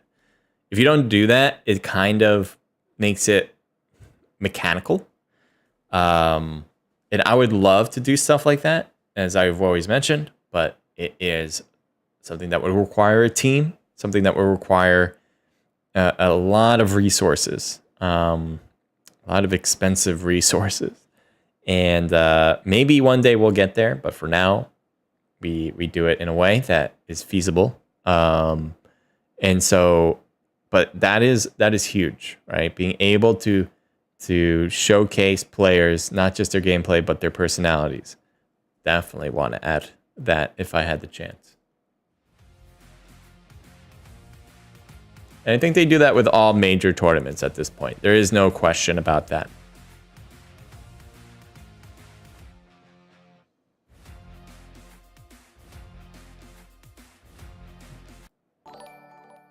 stinger strikes and everything in between. There's a lot of fighting going down there, but a couple teams, make it several teams in this area here in Oil. Adrian on 2 is just going to try to catch somebody out in the open. Of course, you got a night vision scope like this. You can pick some people off in the rotations, which is what they want to do. The problem is, somebody tries a third party, pushes in from below as somebody else is flying in above. You know, I haven't seen a Warzone esports competition yet. This is new to me. I usually see like a point race style kill race, where you know every player's kind of playing their own games in public lobbies, and then whoever has the most kills after a certain period of time, they are the victors essentially. But the issue with this open area right ahead of Rohan is you have to go down in elevation. Where Blade is currently positioned will be at that ultimate high ground. You can kind of keep an eye out. Now they are running that Schlager night view scope on the Signal 50, which will allow them just a little bit of extra boost on the thermal sight. But the issue with that is you run the risk. A lot of people, Super Evan included, are running a different scope that gets them that faster ADS speed. That's right. That's a great shout, Tiff. And I need to remind everybody here in the stadium and everybody at home, of course, we've got that classic World Series of Warzone format. Our multiplier doesn't even start kicking in until you're in the top 35 teams. We're not there yet in the 4th circle. Well, I'm just going to keep playing it out. So far, it's like a normal esport situation. I really like the camera work that they have there. I think this is it should be high def. They added lights to make sure that everything's really easily seen. This is something PUBG Mobile did not do in their tournaments, which made no sense to me. But they were trying to, like, I guess, like everything was super dark in PUBG Mobile Championship tournament. And so it was really hard to see who was playing. You couldn't see their face really well in the tournament. And again, that is important at this point because you need to see, like, are they happy? Are they sad? Because that's going to make the story better. 4 to 5 minutes, so be ready. It's going to be ticking down like seconds on a clock. Super Evan colors, swag. Gameplay is going to happen in every tournament. So, like, what are you going to do on top of that is always the question. World Series Warzone series. They got a chance against our wildcard team, Tactical Brit. Able to answer back a couple nades, takes down 1, but should be no problem to get the revive here. There's 1, 2, 3, 4 teams in this area. Not every single team has a full team of 3, though, so somebody's going to be in for a rude awakening, and I think that's Reader. You have to be able to maintain this building and clear out this side of your zone to prioritize the rotation. They have a couple Signal 50s. You see Swag is using the night view, so that'll help. But the moment you peek, they're already anticipating it. That's the issue with the Signal 50. It is so incredibly quick and takes minimal damage to do that. That's actually going to be Tactical Brit on the other side, and he really showed off winning that wild card map on an epic layer cake during the LCQs, but they are about to take down a powerhouse. Super Evan able to close the distance, grab one, gets the trade, but immediately tried to push. Dumpstered on. Dumpstered on. Still full wipe. If you notice, I think he got the flare off in time, so there's one floating up above, and that's what we talk about, survivability. It is so difficult to full wipe teams here, not only with the flares, but also some of these players, they showcase some movement on Al-Mazrah, able to jump onto a buy, sacrifice themselves to get their teammates back, and of course, portable buy is another way to do that, but watch out. I don't know if it was Swag that was able to get back. I think it was. One player left alive for that team, and we are into the multipliers. I said it was going to go quick. We were at 39, now we're at 30, and now the gulag is closed, so not a single safety net allowed for any team aside from I can't wait for Warzone to come out in COD and mobile devices. It should be a lot of fun. My issue with, I love their position. They don't have any self-reses. They're really low on shields, but they did give Rated all of the cash, call in the mobile buy station, so they're probably looking to maybe grab a self-res, grab a UAV, and really prioritize their positioning for the end game, because navigating throughout all the buildings, you know just as well as I do that someone is going to be just camped up in a building looking for positioning and being able to prioritize that to grab the eliminations at the end. But you're right, we are finally into the multiplier, and it'll start crawling up.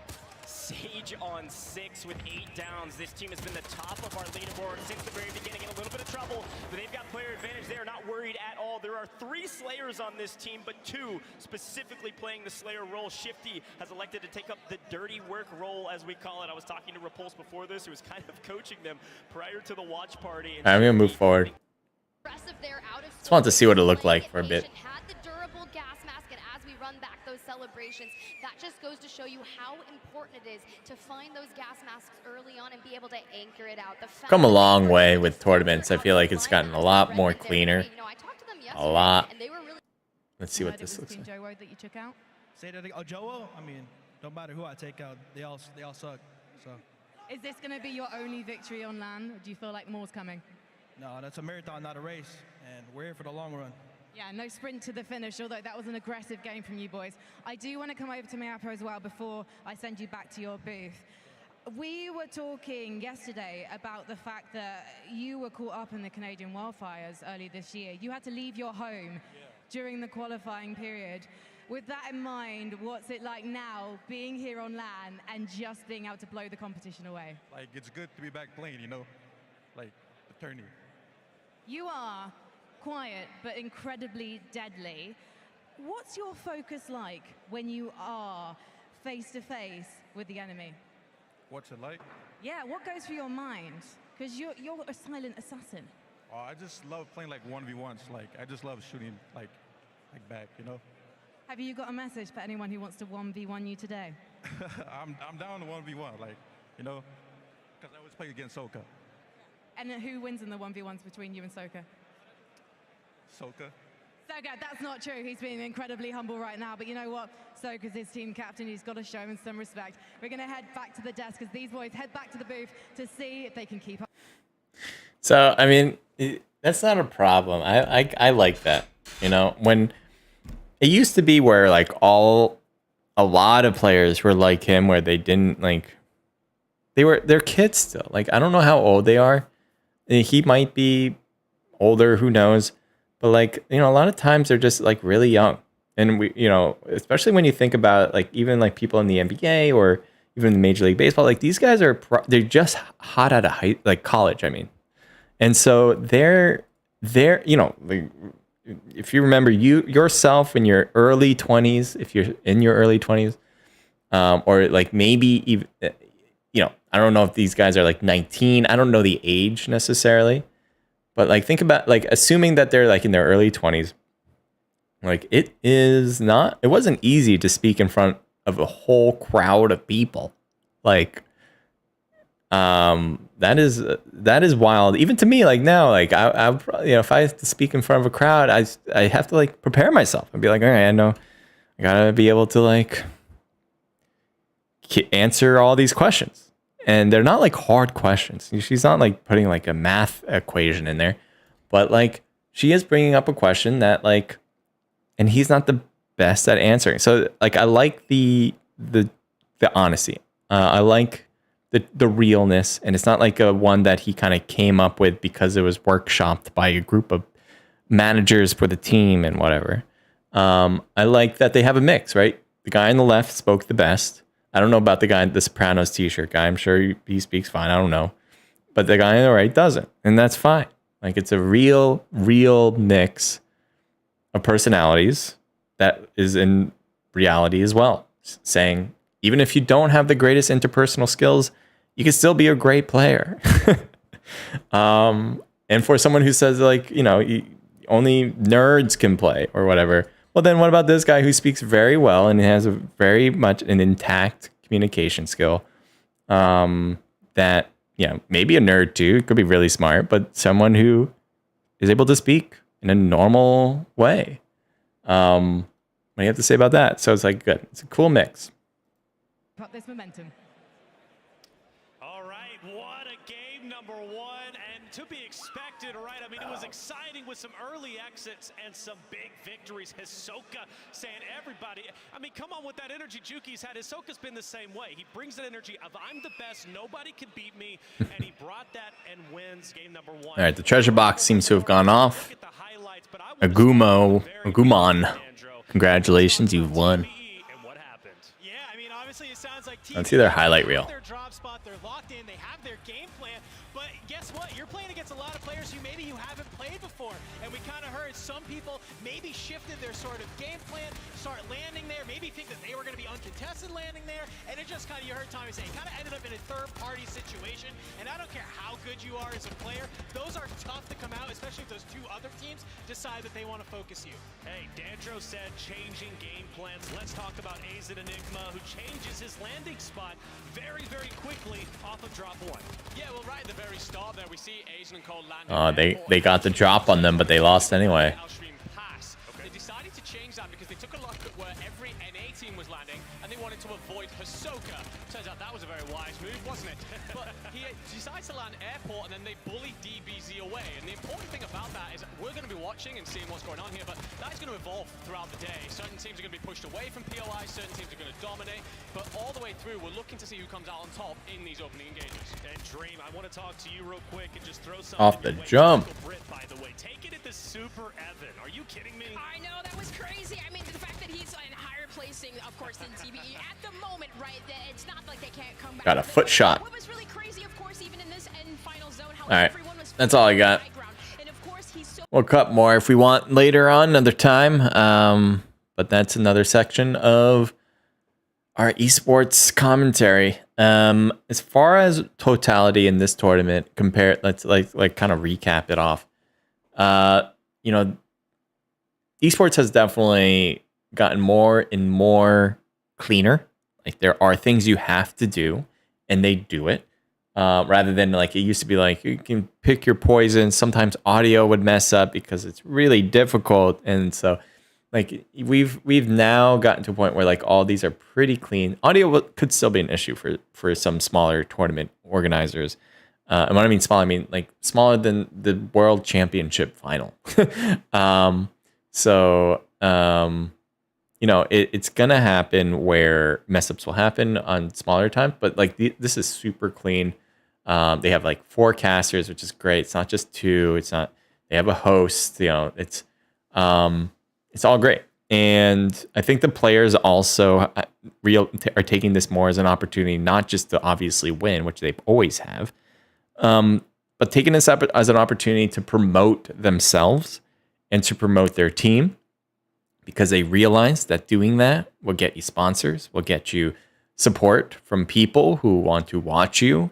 So that might be more people watching your streams if you're a streamer, or just more people buying your stuff so you can make more money, right? Money obviously isn't always going to be the driving factor. Getting clout shouldn't always be the driving factor. But when it comes to entertainment, it's a big factor, right? So you do have to focus in on promoting yourself in entertainment. It is kind of a requirement. It's the same thing in sports as well, right? I mean, I don't have to explain it, I don't think, but like LeBron James is the best basketball player in the world. Does he have to promote himself still? Yes. Is it beneath him? No. He still has to do it. He still has to act in a way that portrays him in the way that he wants people to see him. Generally, for LeBron James, for instance, he has a personality of best in the game, at least like the king. He's not one who talks trash or anything like that. So if he's ever like caught out like that or anything like that, then it could hurt his image. It can hurt his chances to get sponsors and whatever, right? Some people like that. Some people talk trash and whatever, even in sports. But you going away from your own personality that you're trying to showcase to people hurts yourself. So you always want to put out the personality you want, that either you think will drive support or you think people will like, and also got to be true to yourself still. I mean, that doesn't go away. It's just like, but that doesn't mean you shouldn't promote yourself. So that was something that was missing in esports for a bit. I think mostly because you had a lot of younger people who were becoming, the heads of the esports scene, and they are kids. They were like legit kids. So they wouldn't that wasn't their focus. And it would be maybe unhealthy if you try to focus a kid into figuring out clout. But I think as the esports kind of matures, a lot more people playing video games at older ages, a lot more chances that an older person becomes an esports like high level player, and with that comes all the experience of being able to talk and showcase yourself. Cool, that's it. As far as it relates to COD Mobile or PUBG Mobile, I like the freeness of mobile still, and I think that's why in a stadium at PUBG Mobile they kind of spread more people out more. It doesn't require these high PCs running, so you have more availability to kind of change things up. I think PUBG Mobile, COD Mobile, and if Warzone comes out on mobile, they should continue to kind of explore different ways to mix things up. Compared to PC, where it's kind of stuck, like because you have a huge PC, where you're gonna put it, you're gonna move it from one place to the next place within a few minutes. So that's one thing to think about. I do really like PUBG Mobile's way of doing it with trying to build more entertainment value. PUBG Mobile is just huge market, bigger than I believe Warzone is as far as making money and revenue and profitability too. So that's why they were able to make such a huge tournament for themselves, bigger than this one. And what they went for was, creating kind of like a halftime show, NFL style structure, entertainment production. And I think that is a good thing to do. I think another aspect should be to include like literal celebrities. Think about it again from an NFL, NBA standpoint. You have celebrities who are not known for playing basketball, but they come and watch, and they get shown, and sometimes they even talk on camera just to be like, I enjoy this team. It's fun to watch. Love watching and name your team.